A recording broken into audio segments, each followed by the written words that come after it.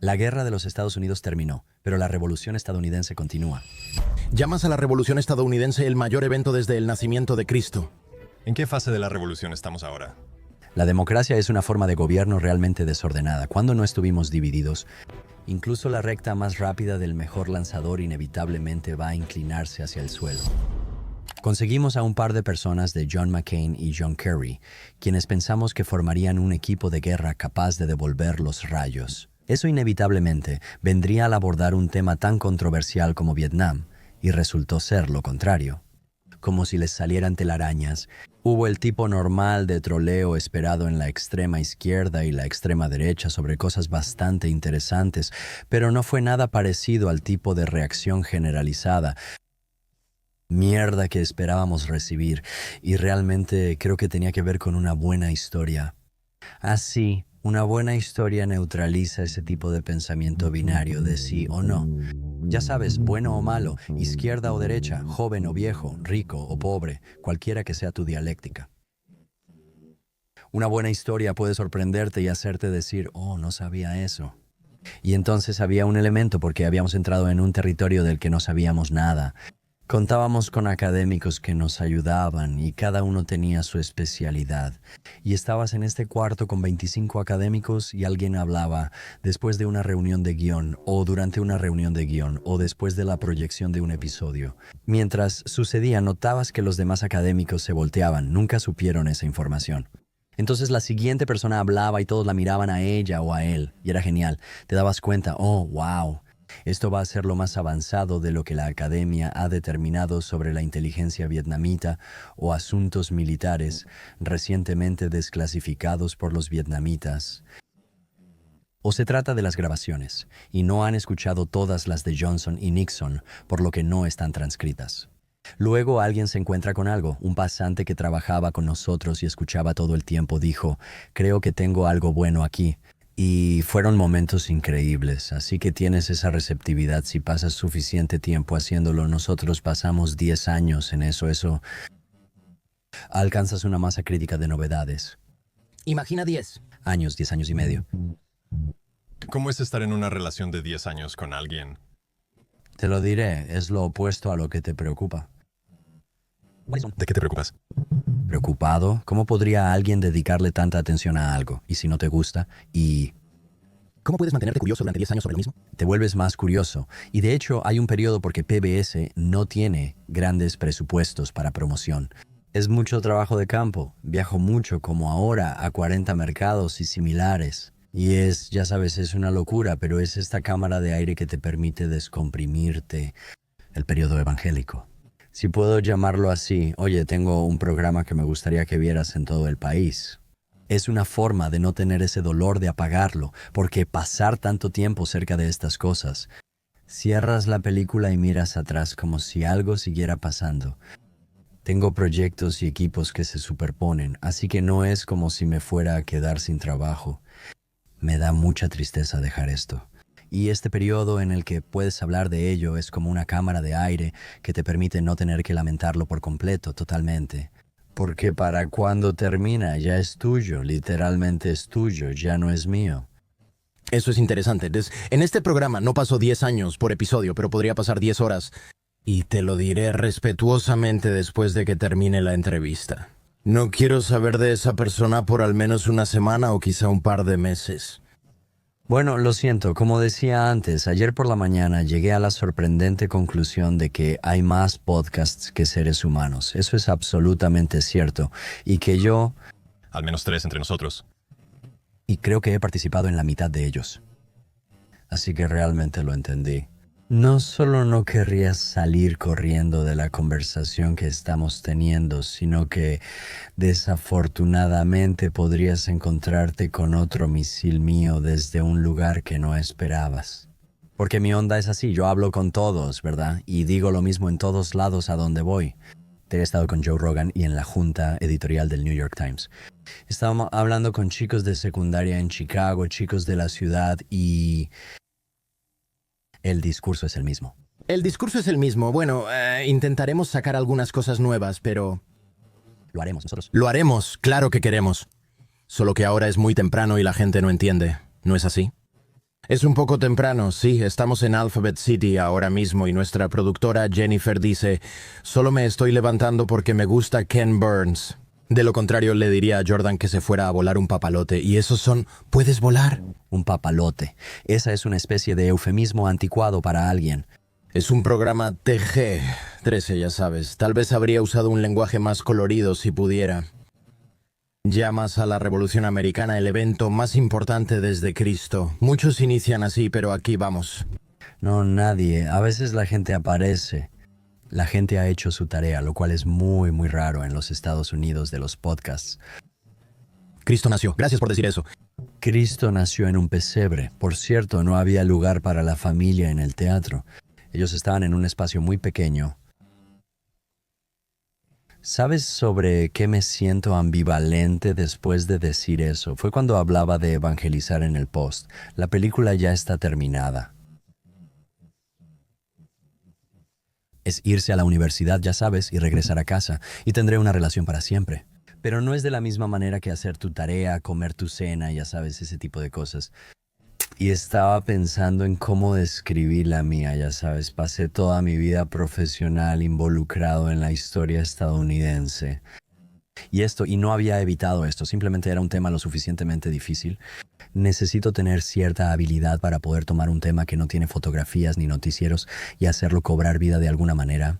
En un momento lo solté y dije que era el evento más importante. Y lo sostendré, lo defenderé y lo argumentaré, pero solo si es necesario discutirlo. Pero es una forma de decir que todos hasta ahora habían sido sujetos. Por primera vez, algunas personas de la costa este de Estados Unidos eran ciudadanos, no sujetos. Y esa era una responsabilidad extraordinaria. El Antiguo Testamento dice que no hay nada nuevo bajo el sol, lo que significa que la naturaleza humana no cambia y se impone sobre las cosas.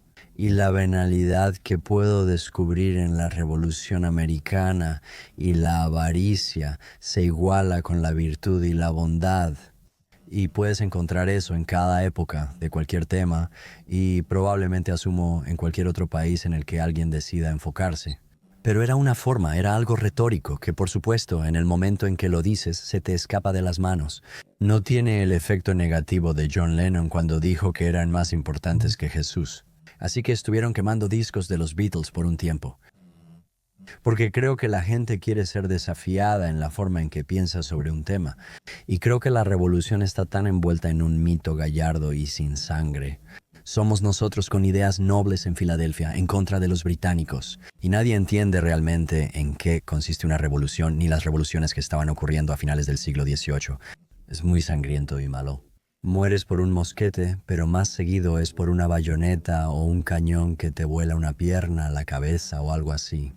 No es solo una revolución, es una guerra civil, incluso más que nuestra propia guerra civil. Nuestra guerra civil fue una guerra entre secciones, el sur contra el norte contra el sur. Muy pocas muertes de civiles fuera de Missouri, en el sangriento Kansas, como lo llamaban, porque las guerras civiles significan muertes de civiles, pero hubo muchas muertes de civiles en la revolución. Porque son estadounidenses matando a leales y leales matando a estadounidenses, y brigadas leales luchando contra brigadas patriotas y milicias. Quiero decir, es súper complicado. Y también es una guerra global. No solo los franceses se unen a nuestro lado, España también, los Países Bajos, y es la cuarta guerra global por el premio de Norteamérica. Te das cuenta de que estás en algo muy profundo y con varios niveles. Y no son solo estos tipos en Filadelfia pensando grandes ideas. La guerra no ocurre sin las mujeres en el centro de la resistencia y los mandatos previos. Hay una población nativa americana algo asimilada y algo integrada y también coexistiendo. En el Caribe, los británicos tienen otras 13 colonias más rentables que las de Norteamérica, ya que dependen del trabajo esclavo. Hay personas negras libres y esclavizadas en todas partes, cada una con su música y cultura. En la frontera oeste están las naciones nativas, que son igual de distintas y han estado en el escenario mundial de economías, comercio y geopolítica, como lo han estado Francia y Prusia. Así que los Shawnee y los Mohawks o los Delaware o los Anishinaabe, y ya sabes, son tan distintos entre sí como nosotros distinguiríamos entre alemanes e ingleses. Y si puedes entender esa dinámica, entonces tienes una gran historia. Si esto fuera un juego de mesa, habría 200 piezas, 800 cartas y un tablero más grande que ambos. Así que queremos simplificar todo, ¿verdad? Queremos simplemente decir, oh, ya sabes, es como, ya sabes, este es nuestro mito de origen. Podemos aceptar la violencia de la guerra civil y las guerras del siglo XX en las que participamos. Pero vamos a proteger las grandes ideas, y son ideas realmente grandes. Pero de hecho las encuentro más inspiradoras a medida que profundizamos y pudimos decir, ya sabes, como dice la historiadora en la película Maya Yasinov, la académica, América surge de la violencia, nace en la violencia y luego te ayuda. Incluso hoy en día, cuando la gente dice, oh, estamos tan divididos, y tú dices, bueno, ¿cuándo no estuvimos divididos? Sí, eso nunca ha pasado. Es un buen punto. ¿Cuándo no estuvimos divididos? Eso no quita que este sea un momento existencial y amenazante para nosotros, pero te da herramientas. Y luego, si alguien está angustiado, estábamos hablando de alguien que conocemos que estaba angustiado justo antes de que entraras, Gabriel. Y ya sabes, vas con un profesional, vas con alguien, y lo primero que quieren saber es de dónde vienes. ¿Sabes cuál es tu historia de origen? ¿Quiénes son tu mamá y tu papá? ¿Dónde creciste? ¿Cómo fue esa experiencia? Y comienzas a reconstruir el sentido de tu narrativa. Así que si ahora estamos en un punto donde estamos fracturados, aparentemente más allá de la reparación, al borde de la disolución. Cualquier historia sobre que el cielo cae, como dice Pollo Pequeño, que menciones sobre esto, podría ser bueno regresar a la historia de origen y retomarla para entender la complejidad y la diversidad. Quiero decir, si estamos empezando a tener un grupo de personas que de alguna manera nos están seleccionando para este sentido de herencia, estadounidenses, o sea, blancos protestantes, etc. No es así, la historia de nuestro origen no refleja eso. Es realmente dinámica, diversa y compleja, y la gente está involucrada, y esos tipos hicieron eso. Les hablaré de todos los personajes y trataremos de quitar la opacidad de figuras como George Washington y Thomas Jefferson, que son inescrutables. Y todo esto es para tratar de hacerlos más humanos, pero más importante aún, te presentamos literalmente a decenas de otros seres humanos, ya sabes, adolescentes, las esposas de oficiales alemanes, guerreros nativoamericanos, y esta persona y aquella persona. Y todos son interpretados por el mejor elenco que hemos reunido para cualquier película, en cualquier lugar. Quiero decir, puedo empezar a enumerarlos y luego se volverá lo suficientemente aburrido para... Samuel L. Jackson, eso es bastante. Genial, se siente como Miranda Priestley de... El Morgan Freeman, Tom Hanks, Liv Schreiber, Maya y Ethan Hawke. Jeff Daniels, Josh Brolin, Sir Kenneth Branagh, Domhnall Gleeson, Matthew Rhys, Hugh Dancy, Claire Danes, Laura Linney. O sea... Y realmente les dan vida, así que... Toman algo, y aunque el 99.9% de las personas no tenía retrato pintado, eso no significa que no existieran. Así que tenemos los retratos de Jorge, y tenemos los retratos de Tomás, y los tenemos de Juan y Abigail. No hay muchos de estos personajes, pero pueden aparecer cuando José Plum Martín, de 15 años y de Connecticut, se alista, y luego descubres que él dejó algunas cosas, algunos escritos que son lo más básico de lo básico. Esta película tiene muchos ecos. Hubo una invasión fallida a Canadá para hacerla el 14º estado, ¿verdad? Aunque no lo creas, Todavía hay tiempo. hay 24 estados y fracasó. Así que solo para que lo sepan, hay una pandemia en todo el continente que mata a más personas que la revolución. Y hay discusiones sobre la inoculación. No me lo estoy inventando. Hay un eclipse total que nunca... Hay un eclipse total.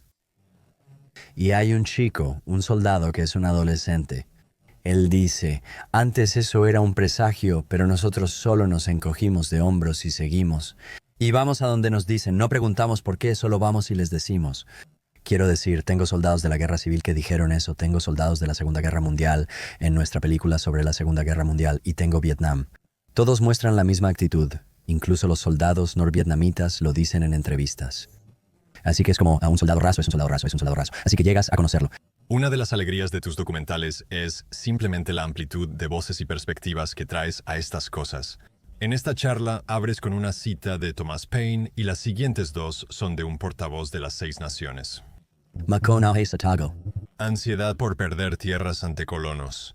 Ese interés por las voces que suelen estar al margen de la historia y que no se enseñan en la mayoría de escuelas en Estados Unidos. Yo diría que eso podría implicar una cierta perspectiva política, o al menos me imagino que algunos espectadores podrían interpretarlo así. ¿Consideras que tus documentales son políticos o el incluir estas voces simplemente es una buena manera de contar historias? Es como cantar bolas y strikes. Solo tenemos los mejores momentos deportivos, ¿no? Babe Ruth conectaba jonrones, pero también se ponchó muchas veces, incluso más que los jonrones que hizo, ¿cierto? Y tienes que mostrar todos los turnos al bate. Y, por cierto, él solo batea una vez cada 9 turnos, ¿verdad? Así que hay una gran historia en el resto de esta información y en contarla que no tiene nada político. Tengo mi propia política, pero no la incluyo. Cantar bolas y strikes es importante.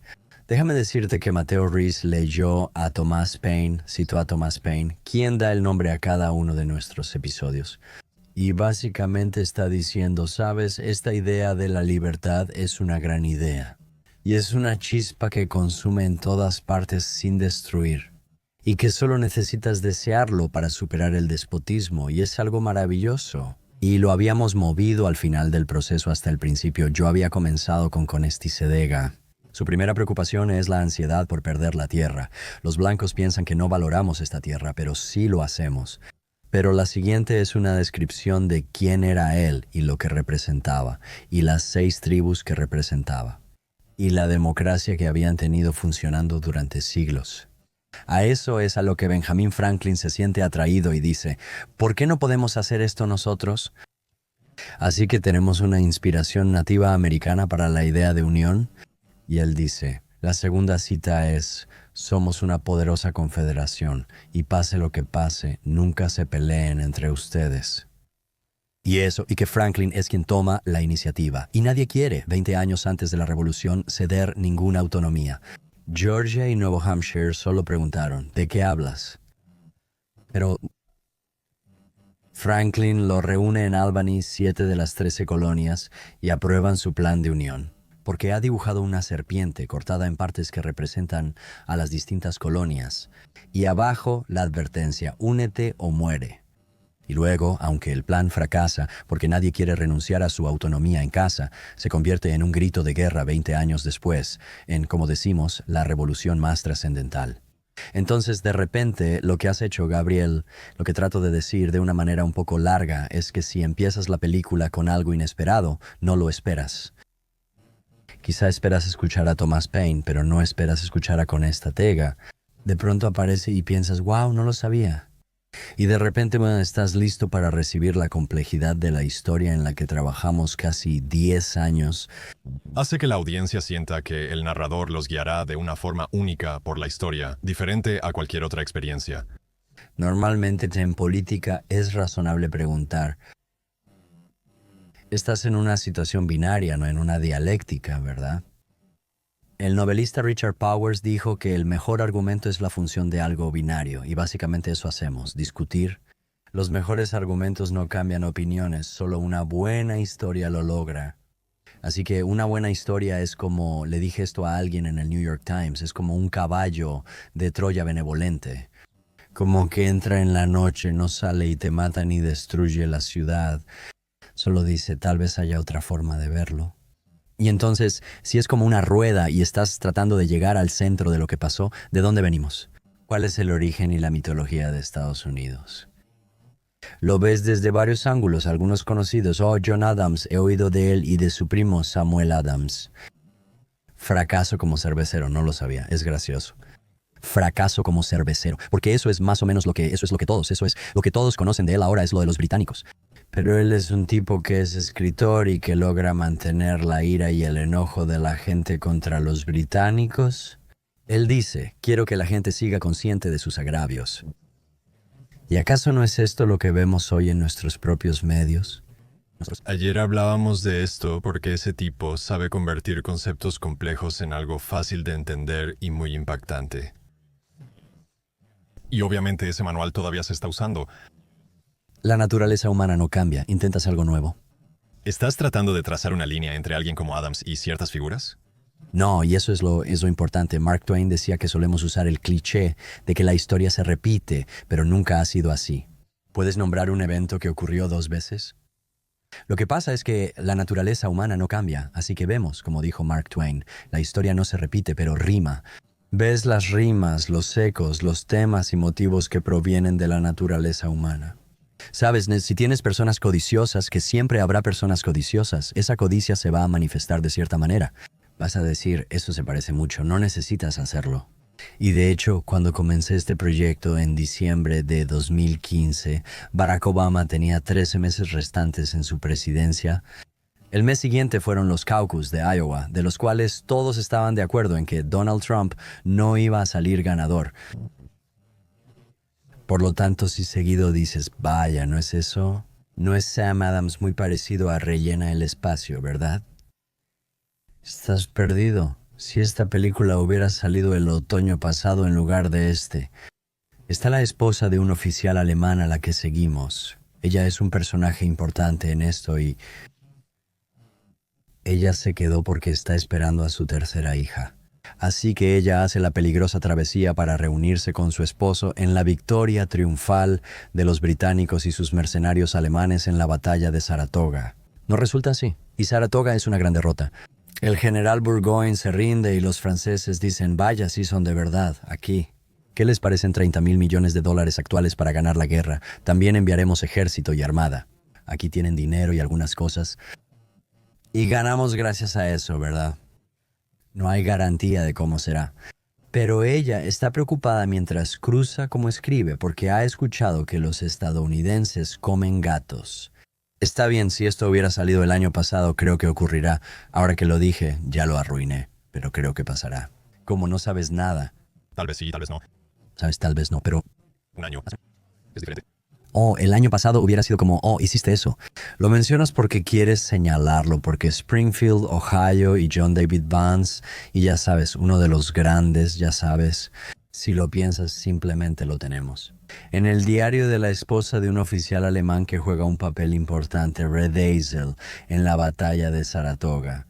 Eso es un paralelo inquietante. Eso es raro, están en todos lados. Y lo escucharás en la forma en que los esposos y esposas se comunican entre sí, como Abigail y John Adams. Sabes, lo escuchas en la forma. Los adolescentes que aparecen en nuestra película están peleando y como quejándose o no quejándose. O como una niña pequeña de 10 años cuando comienza la guerra, Betsy Ambler, que Maya Hawke interpreta como ella es un ángel.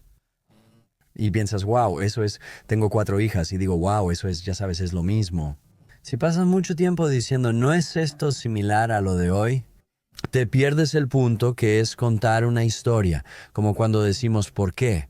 La mitad de las frases y expresiones que usamos vienen de Guillermo Shakespeare. Bueno, es porque él entendió cómo somos, no solo en su época, sino en todas las épocas. Y por eso cuando decimos, ya sabes, todo el mundo es un escenario, o esta hermandad de hermanos, la primera cita que escuchas de George Washington en esta película, él está hablando de una hermandad de hermanos. Eso es Enrique V. Él ya había leído Enrique V, es el discurso en Azincourt que aparece en Enrique V. Por eso, hermandad de hermanos. Ayer alguien muy inteligente me dijo, pensé que solo era una expresión de la Segunda Guerra Mundial de la serie de HBO.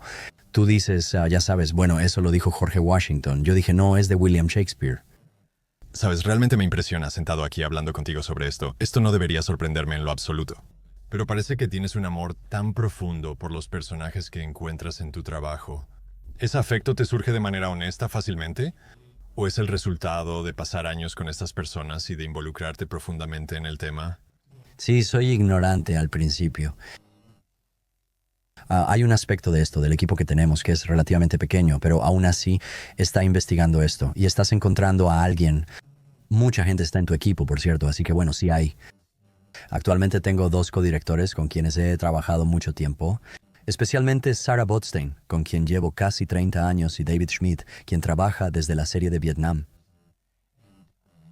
He trabajado 45 años con el escritor Jeff Ward, y luego hay un pequeño grupo de coproductores a su alrededor, y después los editores, que son fuerzas significativas, 3 editores y sus asistentes.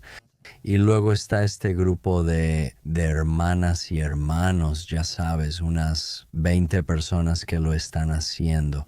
Incluso, ya sabes, agradecemos a cientos de personas y está bien hacerlo, pero es algo hecho a mano. Y durante ese periodo de tiempo estamos juntos y estamos aprendiendo. Y yo soy como el tipo que es el filtro. Por ejemplo, recibimos algo que tal vez sea una asamblea de 4 horas y yo soy el tipo que la reduce a menos de 2 horas.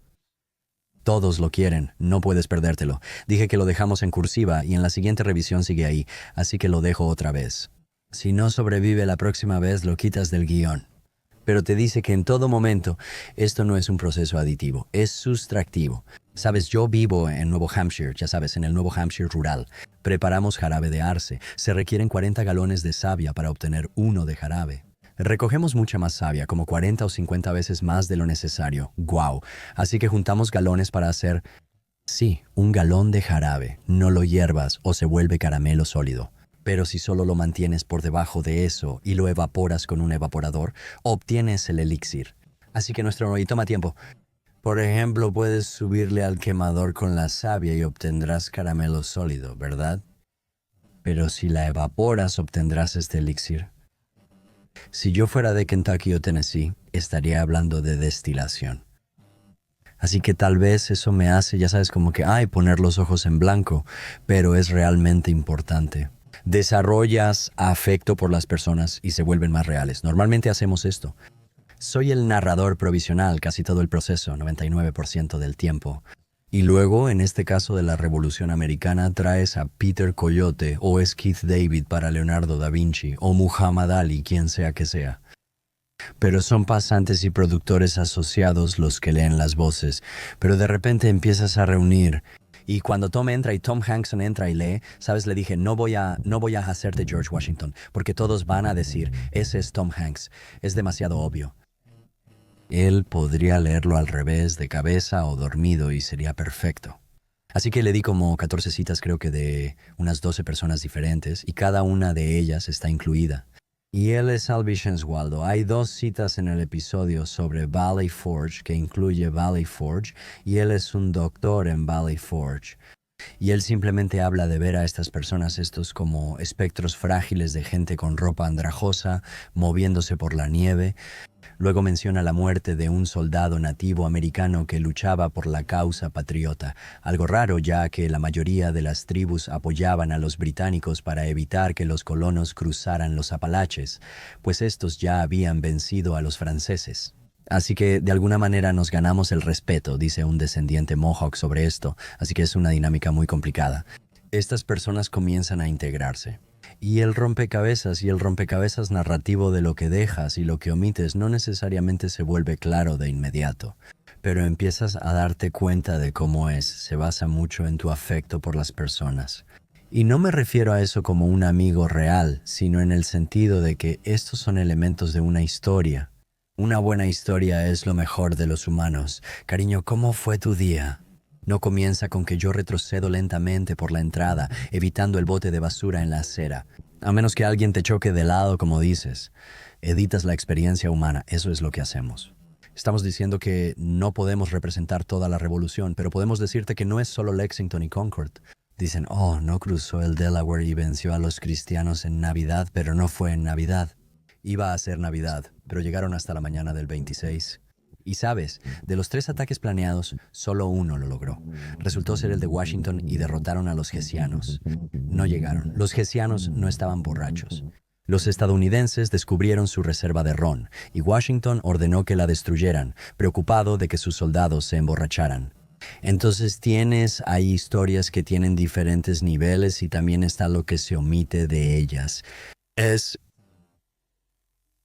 Nadie dice, no disparen hasta ver el blanco de sus ojos en Bunker Hill, que en realidad se luchó en Braid's Hill.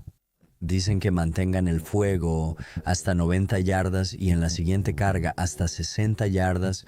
Cuando te quedes sin municiones, espera a que estén a 30 yardas, perdemos. Pero hemos causado tantas bajas a los británicos que no van a haber este tipo de pérdidas. Hasta el primer día del Somme en 1916, así de grave es la revolución en términos de combate.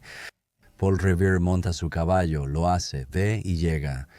Ponen las linternas, él sabe que vienen, ya sabes, cruzando los pantanos de Cambridge y por mar. Es la desembocadura del río Charles. Él cabalga hacia Lexington, pasa por todos los pueblos y sigue hasta Concord. No decía que venían los casacas rojas o los británicos, sino que los regulares están saliendo. No suena igual. No suena igual. Es cierto, cuando escuchas eso dices, no, hablamos de la bandera, pero no mencionamos a Betsy Ross. No sabemos quién hizo la primera bandera, así que dejas eso fuera. Nathan Hale es capturado tras la retirada de Washington de Nueva York y de forma misteriosa la ciudad se incendia. Británicos y leales están seguros de que George Washington hizo eso. De hecho, él solicitó permiso al Congreso para quemarla y ellos dijeron que no y luego alguien la quema. Entonces, ¿quién habrá sido? Pero capturan a un espía al mismo tiempo, como un agente de espionaje para Washington, parte de un grupo élite de espías llamado Nathan Hale. Él va a su muerte, lo cuelgan bajo un letrero que dice Washington, el hombre culpado por el incendio. Un oficial británico señala que fue a su muerte con gran compostura. Ahora, dijo él, lamento que solo tenga una vida para dar por mi país. No podemos probarlo. Y por eso está fuera de la película. Entonces, lo que pasa es que no estamos desmintiendo mitos, como si estuviéramos señalando esto y apuntando flechas. No decimos, oye, nadie nunca, dijo Betsy Ross. Simplemente no lo hacemos. Y todas esas cosas acumuladas dan una sensación con la forma en que la narrativa se mueve y la complejidad de poder equilibrar muchas historias diferentes. ¿Verdad que eso nos encanta, nos fascina en Yellowstone? Ahora nos dicen que la historia debe ser cosas muy simples. La lección es que si te ejecutan por espionaje, piensa antes una buena frase. Así es. Para que quien te mate diga algo como, wow, eso estuvo bastante genial. Y Él hizo Ken Burns. Ha sido realmente bueno. Puede que lo haya dicho, pero me encanta el hecho de que puedes, ya sabes, como hice una película sobre la Estatua de la Libertad muy temprano en mi vida profesional. Al final eran dos partes. La primera fue la construcción y su proceso. Y luego la primera parte termina con la dedicación de la estatua en octubre de 1888. Y la última línea de esa primera parte es, nadie mencionó a los inmigrantes, ¿verdad? Es solo después que esto se convierte en algo por lo que pasan los inmigrantes que van a la isla Ellis. Y le atribuyen el simbolismo de congregación. Está resistiendo a estos. Fácil, no lo haces, no lo haces, no lo haces, no hay bandejas, no hay bandejas. Ves esta guerra y la fundación de América no como una victoria única, sino como una negociación constante. Dices que es un asunto pendiente. Este es el sentido, supongo. Estoy tomando prestado de Benjamin Rush, quien fue el único médico que firmó la Declaración de Independencia de Filadelfia. De Pensilvania tengo una conexión con él, realmente no me había dado cuenta. Un antepasado mío, Gerardus Clarkson, de hecho, junto con Rush, fundó la primera facultad de medicina en los Estados Unidos, o al menos en Pensilvania. Rush afirmó que al final de la revolución, la guerra estadounidense había terminado, pero la revolución seguía. Y creo que parte de lo que es el genio de algunas de estas cosas es el asunto inconcluso. Todos eran hombres. Cuando Jefferson dijo, sostenemos que estas verdades son evidentes por sí mismas, en realidad no lo son. Él escribió sagradas e innegables, pero Franklin dijo que no y repitió sagradas e innegables.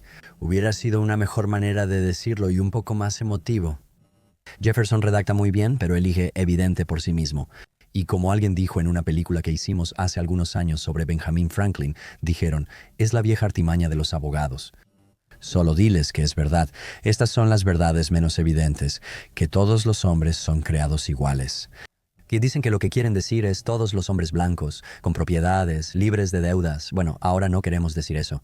La clave, según Jubel Levin, es la palabra todos. Al decir todos, todo termina. Puede tomar 89 años acabar la esclavitud, 144 para que las mujeres voten, pero se logra. Escribir notas al pie con una pluma pequeña era difícil. Es difícil. Algunos no lo lograron. No se molestaron. Esta cita de Benjamin Rush que acabas de mencionar, él dijo, por el contrario, nada más que el primer acto del gran drama está cerrado. La revolución sigue. Usas ese audio con imágenes de la Nueva York actual, lo que me pareció una excelente elección. En la actualidad, muchos lugares, Boston, Valley Forge, termina en Nueva York. ¿Traes esto al presente o traes el presente de vuelta? Creo que es una invitación al presente para regresar y reflexionar sobre el proceso. Frases como la búsqueda de la felicidad en la declaración muestran que siempre pensamos en qué es ser feliz. ¿Debe ser riqueza material? No, ellos se referían al aprendizaje durante toda la vida. Ya después, en la Constitución aprobada en Filadelfia, se busca una unión más perfecta. Así tienes la idea de proceso. Y eso creo ha hecho toda la diferencia para nosotros. Eso nos ha mantenido abiertos y expandiéndonos a las posibilidades del significado de las palabras. ¿En qué fase de la revolución estamos ahora? Creo que nos estamos acercando a una de restauración y reparación. Es decir que, como inevitablemente, ya sabes, incluso la bola rápida más rápida del mejor lanzador inevitablemente va a caer hacia el suelo. Que tenemos en nuestro poder la capacidad de resucitar al volver a comprometernos con los principios originales de nuestra fundación, con quienes realmente somos. Y entender la complejidad de la historia y comprender la fuerza increíble de la idea de que las personas no eran súbditos, sino ciudadanos, y las responsabilidades que eso implicaba, los ejemplos. Quiero decir, después de decirte lo diversa que es, solo hay una persona responsable de los Estados Unidos, ¿verdad? Ese es George Washington. Gracias a él tenemos país, no se puede decir eso de nadie más. Franklin es el segundo porque obtuvo el dinero francés para ayudarnos a ganar la guerra. Ayudó a idear la posibilidad de unirnos, aunque Washington, con todos sus defectos, era clave. ¿Quién es Rush? Sale al campo de batalla en Kips Bay, casi lo matan, hace lo mismo en Princeton, hace lo mismo en el Palacio de Justicia de Monmouth en Nueva Jersey, y casi lo matan pero detiene una retirada. ¿Quién es incognoscible? Quizá lo diga Joe Ellis o esté en Martha, Hamilton o Lafayette. Pero él es más alto que todos los demás, pero es capaz de inspirar a personas que no son de su misma posición. Puede que sea la persona más rica de América. Piénsalo, la persona más rica de América. Arriesgando. Como dicen en la última línea de la declaración, mutuamente nos comprometemos nuestras vidas. Eso es importante. Nuestras fortunas, en muchos casos, lo son aún más. Y nuestro sagrado honor. Quizá ahora ya no usamos mucho la palabra sagrado, ni tampoco honor. Así que deja eso a un lado para lo que puedas sacar de ello. Pero ya saben, ¿qué harían ustedes? ¿Qué haría yo? ¿Sería un lealista? ¿Sería un patriota? Porque lucharía, porque daría mi vida. Y todo lo que he acumulado en mi vida, mi fortuna, ¿qué haría con eso? Mientras sus oficiales desertan en Valley Forge al oír, hay dinero que ganar con la guerra. Si vamos a casa, él se queda, uno de los más ricos, arriesgándolo todo. Si lo atrapan, está muerto, está muerto. Es una historia increíble y él logra que los hombres luchen en plena noche. Entiende el talento de sus subordinados. Él dice, tú y tú son realmente buenos y eso no me amenaza. Por favor, sean mis generales. Me refiero a que él elige a las personas más inteligentes que puedas imaginar. Es como una revelación mientras cuentas esta historia. Es un maravilloso regreso a la vieja, simple, superficial, sentimental e inútil historia sobre George Washington. ¿Ahora hay cerezos? ¿Y nunca mentir ni lanzar una moneda al Potomac? No, dientes de madera no, eso lo aclaramos en la película. Sí, claro. Seguimos a un chico joven desde el inicio, desde el primer episodio, cuando es un niño pequeño, donde ve a los británicos ocupando Boston. Hay increíbles bandas afrocaribeñas vestidas de amarillo y rojo tocando marchas militares. Se convierte en pífano y se une a la causa patriota a los 14 años. Al final de su vida es dentista y hace dientes para George Washington, de marfil de un hipopótamo. Ahora, primero que nada, yo no sabía que los dientes de hipopótamo se consideran marfil igual que los colmillos de elefante. Así que ahí lo tienes, Joe. Aprendí mucho del mazo, principalmente. Eso es menos sombrío porque sé que algunas personas en ese tiempo tenían dientes de otros que les quitaron. También hay algo de eso, pero no hay dientes de madera, ¿verdad? Y eso es... no de madera, ¿me entiendes? Ese tipo de cosas. Mientras que si eres como un dedo en la balanza, ya sea por política o por decir, mira cuánta investigación hemos hecho, no de madera. No es necesario, solo omítelo. Le has comunicado a tu audiencia que eres muy inteligente, al igual que ellos, especialmente respecto a la complejidad de las historias. Porque, ¿sabes qué? Puede que seamos unos idiotas políticamente. Es decir, tan seguros hay un nosotros y un ellos. Solo existimos nosotros. Esa es la mayor lección que he aprendido en mi vida profesional. En nuestras vidas lo que nos hemos perdonado a nosotros mismos y entre nosotros. Las personas que amamos y las personas que nos importan, los amigos que tenemos, los miembros de la familia, entendemos la complejidad. Sabes, a los blancos les encanta Yellowstone. Mira, el tipo principal es un asesino, ¿verdad? Él tira cadáveres aquí y es nuestro héroe. Además, tiene una hija fuerte. Tiene un hijo casado con una mujer nativa americana y otro que es como Benedict Arnold, un traidor, ¿verdad? Y luego, conoces todos los niveles de sus generales y también a la gente que trabaja para él. Son gays, mujeres, negros y personas nativas. El tema principal es la avaricia y la tierra. Y si eso pasa, ellos irían. Es una película comunista. Bueno, no, aparentemente Yellowstone es el referente de la narrativa conservadora. No es conservadora, no es una buena narrativa. Y en una buena narrativa tienes que tener tanto de abajo hacia arriba como de arriba hacia abajo. Debes tener conflicto y personas que no sean solo una cosa o que sean ambas. Y eso es todo, o sea, no puedo inventar cosas. Taylor Sheridan puede, ya sabes, William Shakespeare puede. Pero creo que hay tanto drama en lo que es y lo que fue mi negocio, lo que fue, como en cualquier cosa, la imaginación humana. Amamos la complejidad en el entretenimiento. ¿Por qué no en nuestra historia? Tus documentales no tienen héroes o villanos claros, o tal vez eso descubres durante el proceso. Y me pregunto si esa es también la razón por la que documentales como La Guerra de Vietnam eventualmente terminan gustándole a la gente. Porque no pueden negar eso. Una vez que empiezas a profundizar, estos mitos fáciles no se sostienen. Fui con John Kerry y John McCain cuando lo decidimos por primera vez y les comenté que tomó 10 años y medio. Les pedí su ayuda. No te entrevistaré porque sigues en la vida pública y aún pules tu imagen. Y no importa lo que digamos aquí, vas a hacer eso. Vas a aparecer como figuras de archivo, ¿verdad? Testimonio de que este joven, casi un hippie, John Kerry cuenta la experiencia de ser derribado y prisionero en Hanoi. Han mencionado las grabaciones desde su cama, su liberación y demás. Lo entendí perfectamente. Al final fui a su oficina y el asistente dijo, tiene 10 minutos, muéstrale algo. Así que empezó a mostrarle y dijeron, senador, tiene que irse. Él dice, muéstrame a los vietnamitas porque sabía que habíamos entrevistado a soldados norvietnamitas y del Vietcong. Y eso era lo que él quería saber, quería conocer y entender y luego darse cuenta. La complejidad. Esto fue a finales de la primavera. Y luego hicimos un gran evento en agosto, creo que en el Centro Kennedy, justo antes de la transmisión en septiembre de 2017. Y él ya lo había visto, le habíamos dado todo y lo había revisado. Y entró al camerino, ¿sabes? Y ahí está Chuck Hagel, que es parte del panel, quien fue un senador de la Guerra de Vietnam. Y ya sabes, el secretario Kerry, que para ese entonces era el secretario de Estado, o había sido el secretario de Estado. No lo recuerdo. Él solo se acercó y dijo, te quiero, Ken. Y eso significa que hay una historia ahí que tiene una complejidad que se abre, ya sabes, bastante. Este es un personaje bastante duro. Y le dije, yo también lo quiero, senador, porque llegaste a conocerlo y supiste quién era. Ahora, estoy de acuerdo con su política. Realmente no importa. ¿Sabes? Estoy de acuerdo con la política de Kerry. ¿Qué importa? Son seres humanos que han tenido experiencias extraordinarias. Y esa es la idea de que tal vez las buenas historias ayudan de alguna manera a reconciliar las diferencias.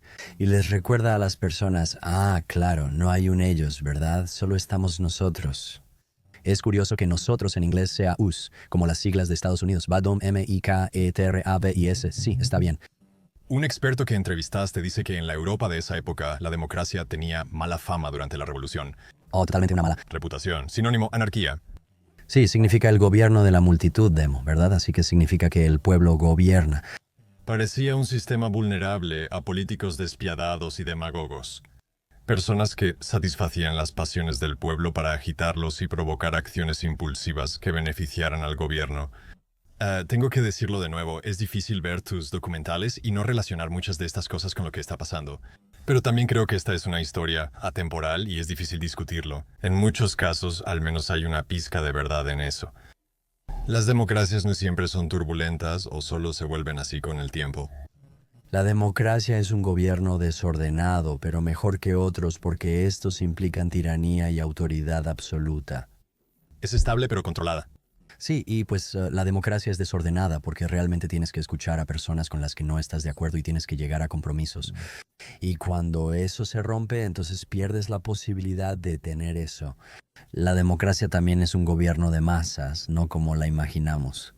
No 435 representantes y 100 senadores y eso. Lo describen mejor dos, supongo, ministros leales en Boston que están observando las constantes manifestaciones que ocurren contra la ocupación británica. No les agradaba que el ejército británico estuviera en Boston para vigilarla, no para protegerla. Eso refleja el momento actual en muchos sentidos, pero no tenemos que decir nada al respecto.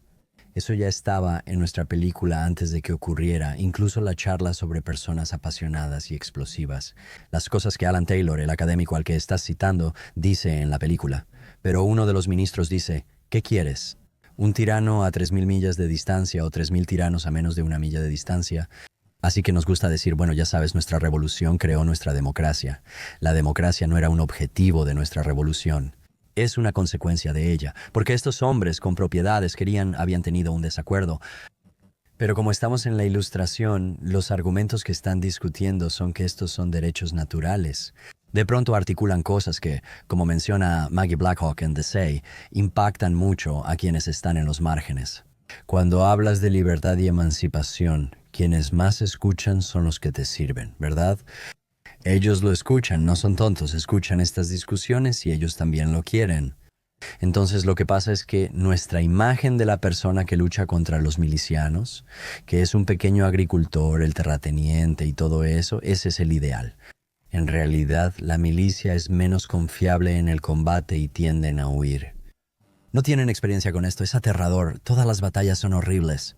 No hay vergüenza en esa reacción ante la batalla. No estoy seguro de lo que haría, no estoy seguro. Si te preguntaras qué harías, tal vez serías un lealista, tal vez yo sería un lealista. Entonces eso lo resolvería todo. La gente decidió comprometer su vida, fortuna y honor sagrado. Apostaron todo a un lugar que nunca había sido probado. Así que resulta que en el ejército continental, quienes sobreviven son adolescentes, inútiles, delincuentes, segundos y terceros hijos sin posibilidad de heredar propiedades, inmigrantes recientes sin propiedades de Alemania e Inglaterra. Ellos son quienes pelean y mueren. Y en algún momento se dan cuenta de que tienen que ser incluidos en esta nueva cosa. Pensilvania fue la primera y su constitución menciona a todos los hombres de 21 años, refiriéndose a los hombres blancos, sin exigir propiedades. Ese es el comienzo, la puerta de entrada. La democracia no es el objetivo de nuestra revolución, sino su consecuencia. Pero no es una democracia de masas, es la democracia más disciplinada que puedas imaginar. ¿Problemas? Claro, los artículos de la Confederación no funcionan.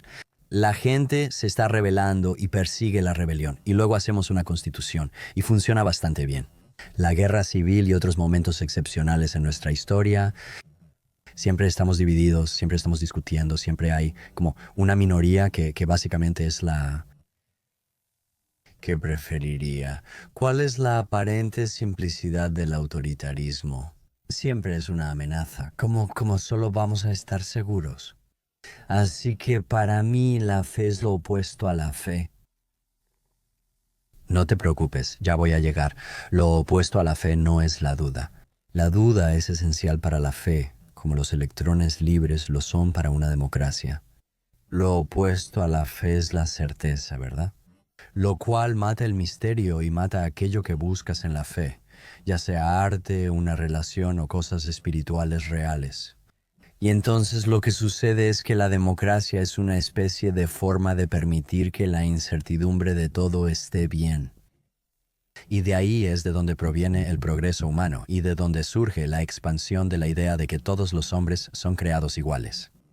El académico Yuval Levin dice, en el momento en que dices todos, ya está, sabes que lo vas a decir, ni siquiera es igual, ni hombres, es todos.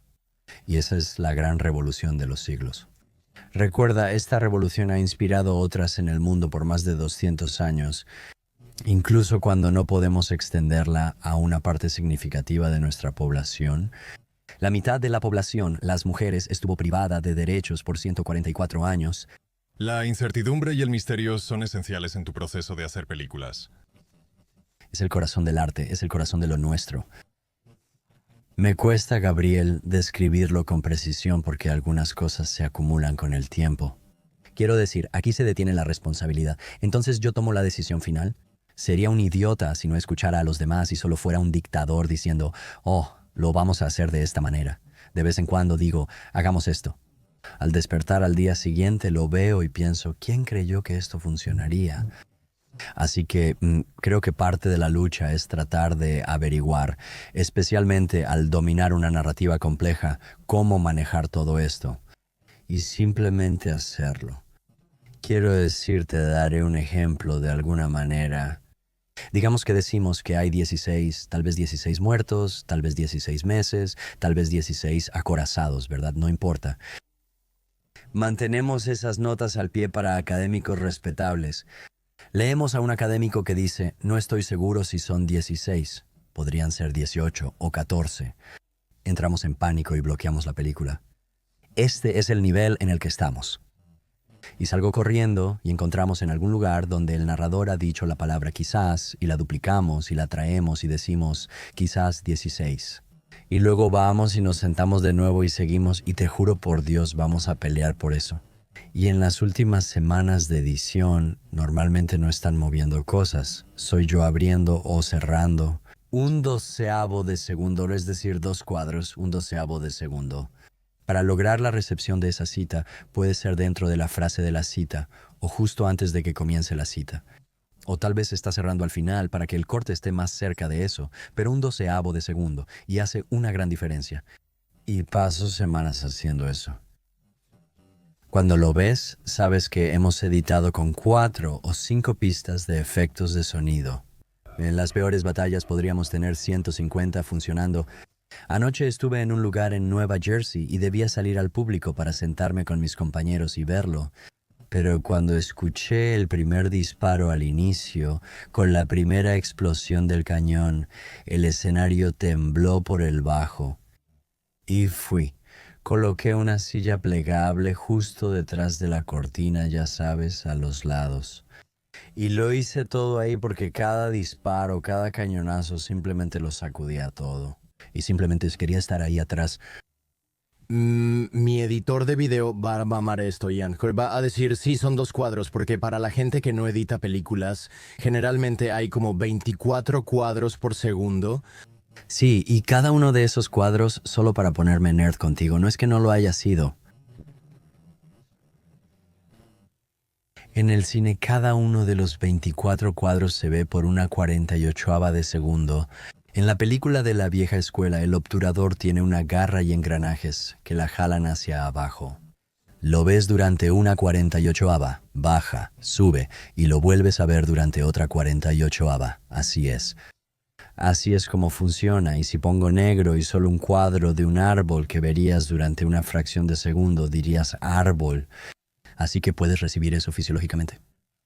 Tal vez no signifique nada, pero busca significado. Creo que eso es lo que hace la edición, ¿no? Capas de efectos de sonido y voces en primera persona complementan la narración en tercera persona. El chofer del autobús, ¿verdad? Y luego las voces son todo eso. O sea, entiendes por qué se hace, ¿verdad? Solo hay un lugar donde pude hacer estas 40 películas, algunas de 1 hora y otras de hasta 20 horas. Es PBS porque con PBS puedo ir a un streaming o canal premium y decir que quiero hacer la guerra de Vietnam. Ya sabes, va a costar $30 millones, que es lo que cuesta. Pasé 10 años de 10 y medio con mi taza en mano tratando de recaudarlo. No es divertido, pero lo hice. Podía salir de ahí, podía ir a una junta de presentación y salir con $30 millones. Bueno, sí, Netflix te daría un cheque por eso. Pero no me darían 10 años y medio. No, probablemente no. Ellos dirían, ¿qué tal 10? y medio. No, ellos lo quieren. Y no puedo hacer eso porque tengo que estar en esos 2 cuadros, tengo que estar en la complejidad de la historia. No debo hacer lo tradicionalmente dramático. Así que tengo un letrero de neón en cursiva minúscula en la pared de mi sala de edición que dice, es complicado. Por ejemplo, si eres cineasta y una escena funciona, no la quieres modificar. Hemos estado tocándola y desestabilizando buenas escenas, porque no puedes, en el caso de la historia, dejar que el arte sobrepase los hechos. Quieres que coexistan, pero en todo momento el hecho siempre tiene que ganar, y los hechos no son necesariamente convenientes para la historia. Las personas tienen corrientes internas y, al final, al ser fieles a ellas, Wynton Marsalis comentó en nuestra serie de jazz, a veces algo y su opuesto pueden ser verdaderos al mismo tiempo. ¿Cómo? Sabemos esto en nuestra vida personal, ¿verdad? Pero no podemos, más o menos. Hay una desconexión en la dinámica política, histórica y militar de esto. ¿Son los malos o los buenos? En nuestra película decimos las cosas como son. Los leales es una elección razonable. Ellos son los conservadores actuales los que dicen, espera, la monarquía constitucional británica es la mejor forma de gobierno que ha existido. Y tienen razón. ¿Y piensas cambiarlo por esta idea sin probar? No, jamás. Toda mi salud, prosperidad, alfabetización, buena suerte, tierra y propiedad vienen de ahí. ¿Por qué habría de cambiar? Y hay leales apasionados. Tenemos una escena donde Juan Peters mata a su amigo de la infancia en New Haven, quien lo encuentra por accidente en la barandilla durante la batalla de Bennington, que Juan Peters está por perder. Jeremías Pose se acerca y dice, Peters, maldito seas. El Tory le clava la bayoneta en el pecho a su amigo, es desviada por el hueso. Y Juan Peters dice mientras, una frase que es tan cierta para la revolución como sostenemos estas verdades, que es, me vi obligado a destruirlo. Este es un momento en el que entiendes que ha sido desviado. Él no va a morir, pero ha matado a su amigo con su pistola. Y eso para mí es tanto la revolución como destilar el siglo de pensamiento de la Ilustración. Y si logras contar esa historia y coexistir, esas grandes ideas aún pueden brillar y ser incluso más inspiradoras, porque están situadas en el contexto de lo real, de lo complicado. Por ejemplo, una de mis tomas favoritas es que no me gustan las recreaciones. Creo que solo deberías hacer una película. Filmamos a los recreadores, no hicimos recreaciones.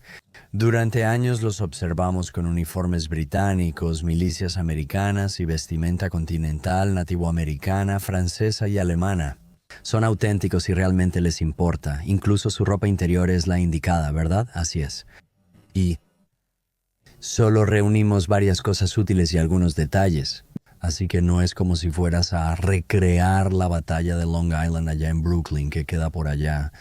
Solo vamos a tomar la toma del disparo de los mosquetes y las intimidades, algo que sea impresionista. No ves rostros, solo manos calentándose en una fogata o un cañón, o el botador bajando en un cañón. Así que todo eso contribuye a la sensación de intentar despertar ese momento. Hemos recibido correos de fans del programa. Que son recreadores históricos. Y lo mencionamos una vez en el programa. Él decía, ni siquiera lo entiendes. Si a un uniforme se le cae un botón, es una crisis porque no puedes solo ir a Michaels por otro botón negro. Necesito hallar otro botón tallado a mano en madera del mismo tipo de árbol. Tengo que pedirlo de donde sea y luego tallar el botón. No puedes conseguirlo en una hora. Uno de mis momentos favoritos en la película, como te puedes imaginar, es cuando termina la batalla de Yorktown. Alerta de spoiler, ahí es cuando los británicos se rinden y termina la revolución. Y hemos estado siguiendo a un soldado raso alemán. Todo. La película llamado Johann Ewald desprecia todo este discurso sobre la libertad. El ejército británico está diezmado, así que contratan alemanes para que vengan, y sus príncipes están dispuestos a vender sus servicios. Y Johann Ewald es muy arrogante. Él siempre está presente, pero pertenece al grupo que debe rendirse en Yorktown, y nosotros. Tiene una cita maravillosa, la mitad dice así: ¿quién hubiera pensado hace 100 años que de esta multitud de gente común podría surgir un pueblo capaz de desafiar a los reyes? Y estamos levantando apenas 1,5 metros de un uniforme continental cuyos botones se están cayendo, que está rasgado y roto. Y simplemente escuchas a Johann Ewald, quien ahora tiene que decir: muchos soldados alemanes desertaron durante la guerra y se integraron a comunidades germanoparlantes en Pensilvania, Nueva York, Nueva Jersey y otros lugares. Y luego aquellos que regresaron después de la guerra, muchos de ellos volvieron con sus familias para establecerse. Quiero decir, las ideas son realmente poderosas en el fondo de todo esto. La idea de que podrías ser un ciudadano, de que podrías tener voz en tu gobierno después de vivir. Tu familia ha trabajado la tierra durante 1000 años en Gales, Escocia, Irlanda o Inglaterra, durante 1000 años para alguien más. De pronto llegas aquí y eres dueño de una tierra y granja, y puedes hacer esto. Además, eres alfabetizado. Éramos igual de analfabetas allá. Quizás solo algunos países escandinavos eran más alfabetizados en ese tiempo, pero somos un grupo muy inteligente. Somos los menos rentables. Solo Virginia y Carolina del Sur, entre las colonias británicas de colores, generan ganancias. ¿Y sabes por qué? Todas las colonias británicas en el Caribe son súper rentables y ayudan a impulsar el Imperio Británico y las ganancias del Imperio Británico, porque se basa en trabajo esclavo, lo que genera ironías en esta guerra. Los esclavistas, como los Washington, están usando la metáfora de la esclavitud para describir lo que los británicos les están haciendo.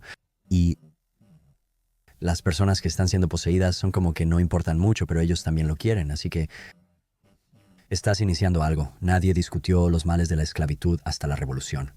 Cuando la gente blanca usó la metáfora de que los británicos nos esclavizaban, la pregunta se volvió central en todos lados. Pasaron 89 años hasta el fin de la Guerra Civil para aprobar la 13ª enmienda y ponerle fin. En el momento en que empiezas a decir todo tipo de cosas, Me preguntaba mientras veía cómo lograron ese nivel de compartimentalización de cinturón negro. ¿Eres tu esclavitud y libertad jugando afuera? ¿de verdad te sorprende que los seres humanos puedan ser a veces hipócritas? La verdad, no.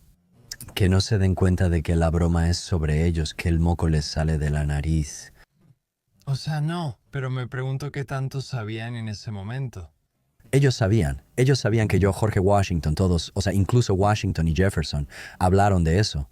En la película hay un momento maravilloso donde la académica Annette Gordon Reed dice que la esclavitud es fundamental para él y marca su vida. Él sabía que estaba mal, luego ella aparece en cámara y pregunta, ¿cómo pudo hacer algo así?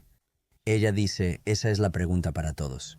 Ella no absuelve a Jefferson, sino que nos responsabiliza por nuestras muchas hipocresías, grandes y pequeñas, cometidas a lo largo del tiempo.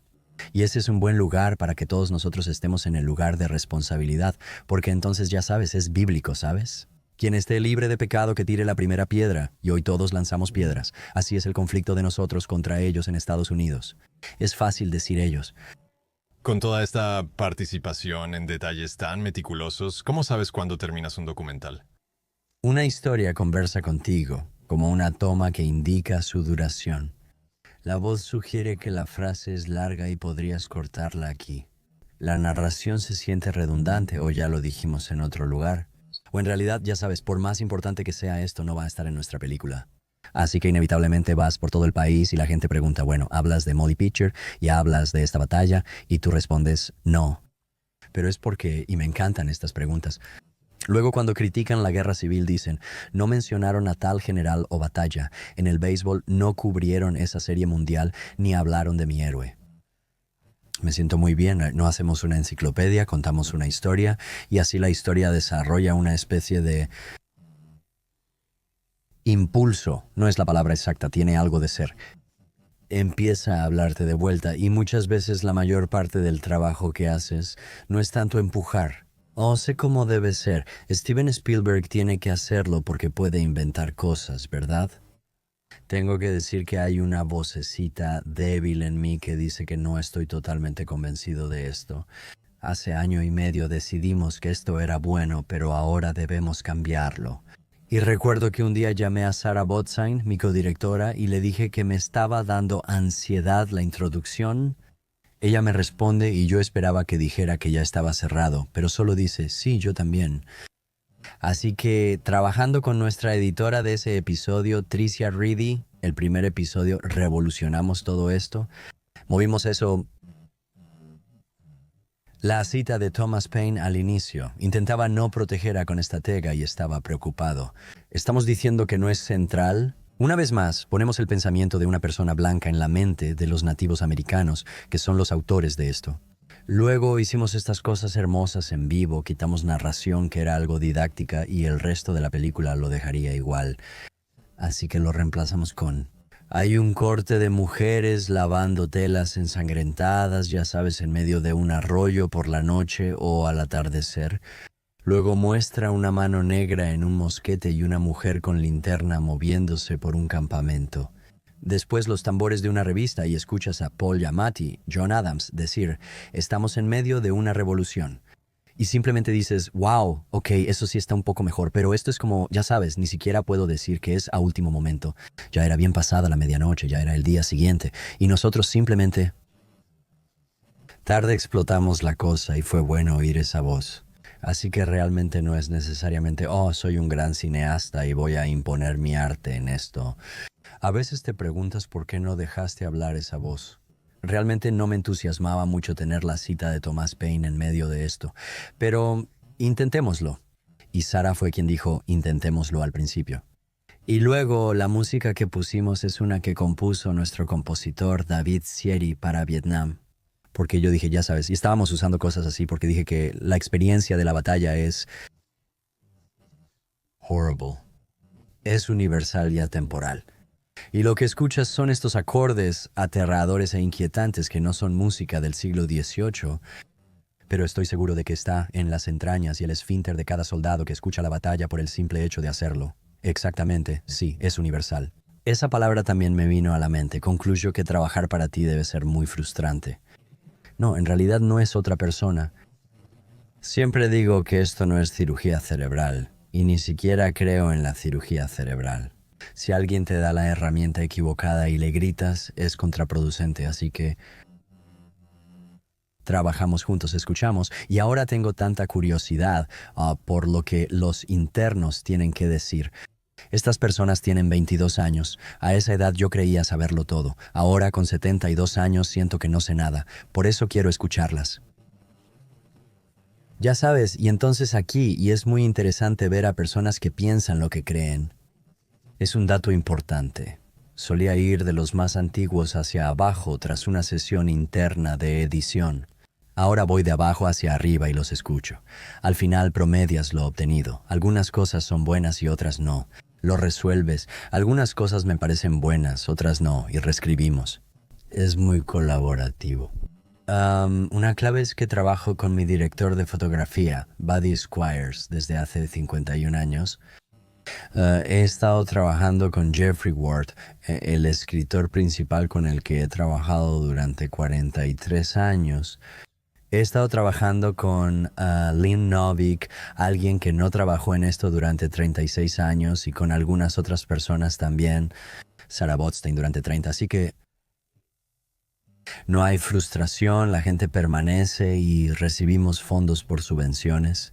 Significa que mientras yo haya recaudado el dinero, se pagan los sueldos de la línea que dice director o productor, asociado, asistente. Y si se acaba, no sucede. Entonces no te quedas por los sueldos de PBS. Hay algo pasando. Y yo, me mudé de Nueva York después de haber hecho una serie de grabaciones en mi primera película que PBS transmitiría llamada Puente de Brooklyn. Me mudé a un pequeño pueblo en New Hampshire porque creí que había hecho un voto de anonimato y pobreza. Necesitaba un trabajo real en Nueva York y alguien me lo ofreció. Y me asusté muchísimo porque me di cuenta de que puse el material que había grabado encima del refrigerador en ese estante. Y de repente tendría 40 o 45 años mirando atrás eso que siempre quise hacer. Y dije, no quiero mirar hacia atrás habiendo terminado esa película. Y así lo hice. Sigo durmiendo en la misma habitación donde me mudé hace 46 años. ¿Cómo obtiene alguien una pasantía con Ken Burns? Debe ser genial. Así que hay algunas cosas que son principalmente en la edición, porque es donde necesitas ayuda y donde es un buen nivel de entrada. Estas películas se hacen en la sala de edición. Normalmente reclutamos de Dartmouth, Hampshire College, donde estudié, Amherst, Massachusetts y Keene State College en New Hampshire, cerca de nosotros. Normalmente es de ahí, pero a veces la Universidad de Belmont en Nashville ofrecía estudios de música country y hacíamos una historia sobre ese género.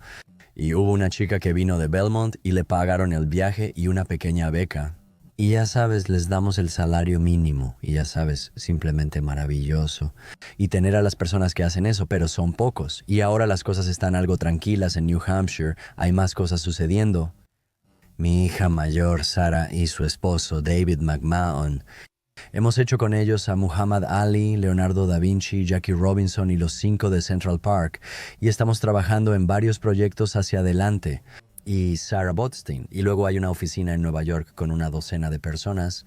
Al terminar la revolución, solo nos adaptamos a la disponibilidad de fondos de subvención. Puede que no tengamos pasantes durante otros 6 meses o incluso un año más. Antes, en la era analógica, podíamos tener unos 15. Vi a mi hija de 16 años sonrojarse en un picnic de la empresa y le pregunté a Sarah Botstein quién es. Porque me di cuenta, sé que ese sonrojo en una chica de 16 años significa que es por un chico. Ella me dice, es un interno. Yo pregunto, ¿cuál? Ella responde, Dave. Yo digo, todos se llaman Dave. Dame mi bayoneta. Sí, dame mi bayoneta, pero es mi yerno y ellos llevan 20 años casados. Es genial. Dave sigue en la cuerda floja con Ken Burns.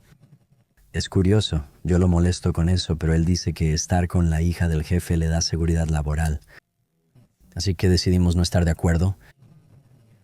Él es una persona increíble, ha sido codirector en él.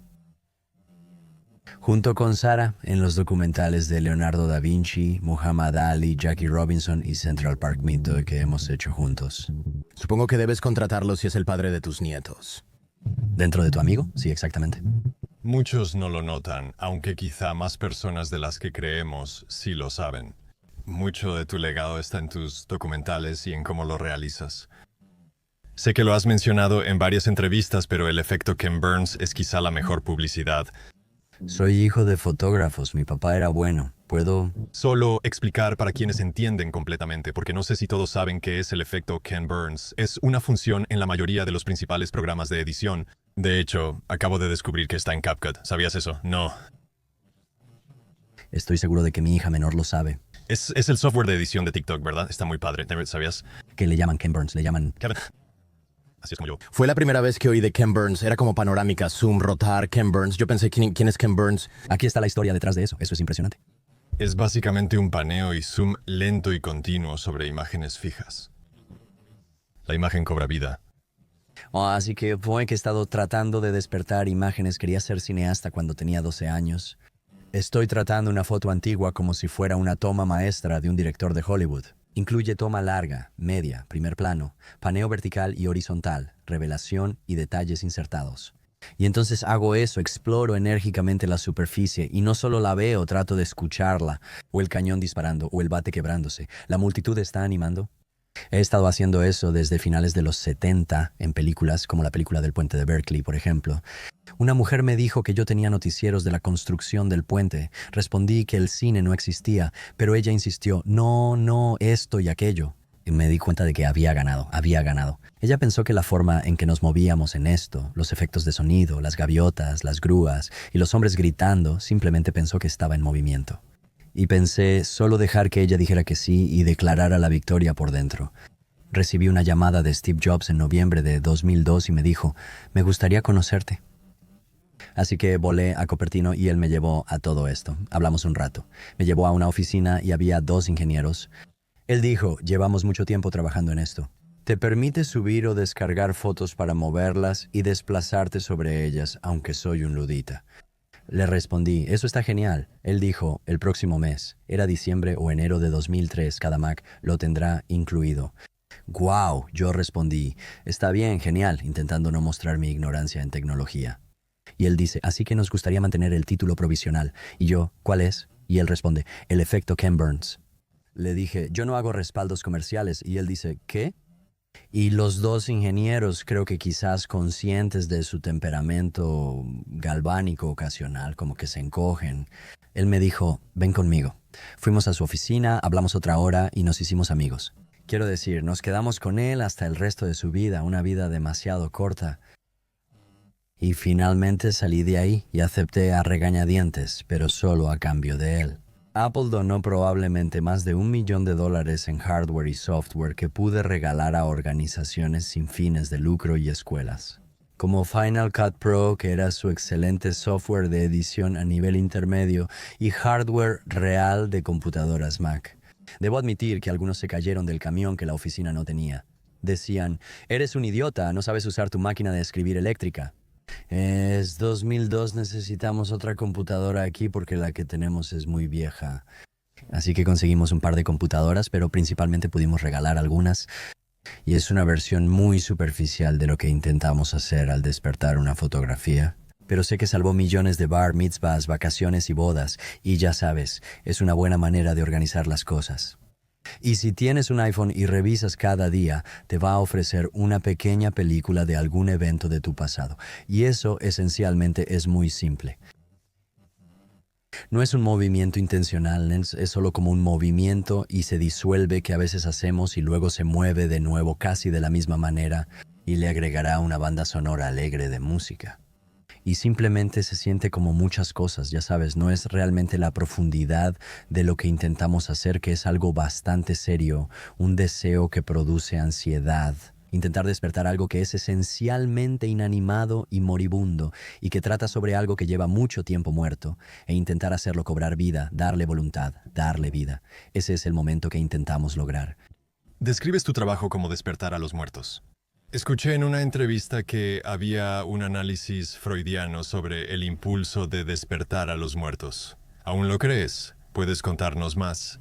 Mi mamá tuvo cáncer cuando yo era muy joven. Quiero decir, no recuerdo un momento en el que hubiera una infancia feliz, en el que no estuviera esa especie de espada de Damocles de su muerte acercándose. Y hasta me dijeron cuando tenía 7 años que ella iba a morir en 6 meses. Y ella murió apenas unos meses antes de mi cumpleaños número 12, cuando yo tenía 11 años. Y mi papá no lloró cuando ella estaba enferma, ni cuando murió, ni en el funeral. Me dejaba desvelarme con él. A los 12 años veíamos juntos la película Odd Man Out de Sir Carol Reed sobre problemas en Irlanda. Y mi papá empezó a llorar y en ese momento simplemente dije, quiero ser cineasta. Así que eso significaba ser director de largometrajes. Fui a Hampshire Corporation porque era un refugio emocional seguro. Lo entendí al instante. No fue así, o sea, mis amigos habían señalado que él no había llorado.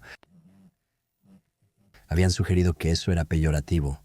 Sin embargo, este hombre tuvo una vida corta y probablemente era bipolar y tenía otros problemas mentales sin diagnosticar. Pero era muy inteligente y simplemente no había nada en su vida que le diera la capacidad de expresarse. Como muchos reprimía cosas y solo actuaba, pero esta película lo hizo llorar. Pensé que fue un momento de revelación. Pero muchos años después yo mismo estaba en una crisis, tenía 39 o 40 años y estaba pasando por un divorcio. Y mi suegro, mi difunto suegro, era un psicólogo eminente y yo podía, comenté con alguien, como el día en que mi mamá murió, el 28 de abril de 1965, siempre parece acercarse y alejarse. Pero nunca estuve presente de día, jamás por años. Me miró y dijo, seguro apagabas las velas deseando que ella volviera. Le pregunté, ¿cómo lo supiste?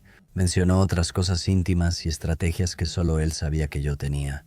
Eran cosas personales para mí y él ya las sabía, y entonces yo estaba completamente perplejo.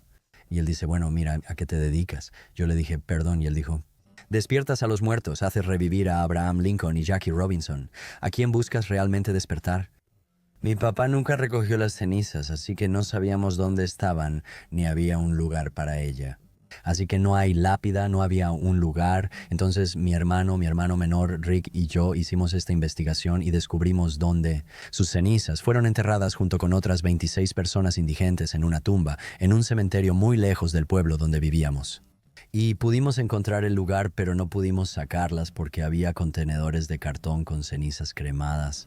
El eufemismo. Pero pusimos una lápida, no de pie, sino una que está plana. Y desde entonces nunca he olvidado el 28 de abril. E incluso durante un día en que estás viendo un partido de fútbol y ahora van 4 minutos con 28 segundos en el primer cuarto. Digo mami o mamá en voz alta. Mamá es como mis hijas menores llaman a su madre y mami como mi hermano y yo, ya en nuestros 70s, llamamos a la nuestra. Entonces, ¿hay algo íntimo en despertar a los muertos? Creo que sí, y no estoy seguro si es freudiano, pero puede ser muy humano intentarlo. Déjame desglosar esto un momento y decirte que yo no estaría aquí si mi madre no hubiera muerto. Un sociólogo me preguntó cuál fue el mayor regalo que me dio mi madre tras 3 horas de entrevista. Y solté que fue morir y empecé a llorar. Yo no quería que ella muriera, pero esa pérdida ha impulsado todo lo que soy ahora. Y hay un gran regalo en cualquier sacrificio que haya sido. Fue cáncer. No fue algo intencional de su parte. Pero el regalo, si se puede decir eso de morir, me cambió de maneras muy malas y me hizo enterrarlo por muchos años y luego me hizo descubrirlo. Y no estoy seguro de poder decir que me hizo un mejor cineasta, pero me hizo una mejor persona poder hacer eso y recuperarla. Y luego mi hija mayor le puso a su hija el nombre de mi madre, una mujer, una abuela que nunca conoció. Fue un gran regalo y el nombre ya no estaba cubierto de crespón negro, sino que ahora los pájaros cantan y las flores florecen. Y así ha sido como suele suceder a menudo. Buscamos organizar nuestras vidas para que todo salga bien. Sabes que vivimos en una especie de comunidad cerrada, las típicas comunidades cerradas de siempre. Pero las inevitables vicisitudes de la vida le llegan a todos y nadie va a salir de esto con vida. Y muchas veces estamos más definidos por estas tragedias y estas pérdidas de lo que nos gustaría recordar, que estas son las cosas formativas de una manera extraña y que incluso todavía me resultan dolorosas emocionalmente. Pero así es como avanzas y así es como mejoras. Y sabes, justo estaba hablando de esto con Anderson Cooper, quien realmente, al igual que yo, todavía está tratando desesperadamente de procesarlo. La pérdida de un padre, el suicidio de un hermano y la muerte de una madre. Y la vida media del duelo es interminable, pero sí tiene un aspecto que podría ser creativo. Así que creo que dejaría de lado el adjetivo freudiano y simplemente diría que, de alguna manera, la pérdida hace que las personas tengan la capacidad de transformar las peores situaciones en algo que puede tener un aspecto positivo. En mi caso, perdí a mi madre sin darme cuenta. No estoy sugiriendo de ninguna manera que sea consciente, pero he podido hablar sobre ello e intentar hacer que las personas cobren vida. No a las fechas secas y hechos del pasado, sino a una especie de arqueología emocional. Eso nos hace sentir a estas personas y conocerlas como una forma de despertar a los muertos. Y como decía mi difunto suegro, ¿sabes? ¿A quién crees que realmente estás tratando de despertar?